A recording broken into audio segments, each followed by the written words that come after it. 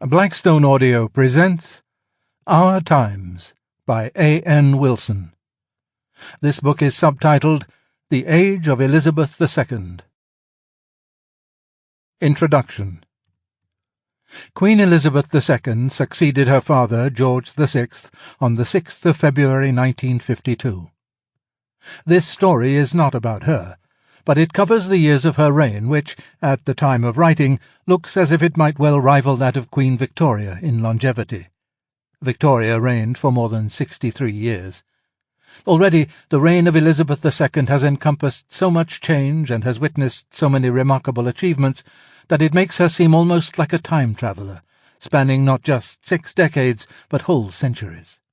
The Britain of the early 1950s is so utterly different from Britain in 2008, when I lay down my pen, that it is bizarre to think that we have had the same head of state as we did when rationing was still in force and when Churchill was still Prime Minister. But was this Queen's reign, like that of Victoria, a time of British success or of failure? Will this, the second Elizabethan era, compare favourably with that of her great-great-grandmothers or not? The age of Victoria was one in which Britain became the greatest world power. At the beginning of Victoria's reign, the first waves of industrial and technological revolution had put Britain into a position in which she had no rivals in the fields of invention and industrial productivity. It only needed free trade, which came about as a result of repealing tariffs on imported grain, the so-called Corn Laws, for an amazing bonanza to take place.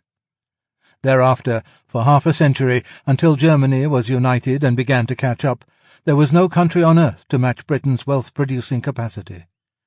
At the same time, thanks to a combination of commercial enterprise and a genuine desire to help the peoples of Asia and Africa, the British Empire came into being.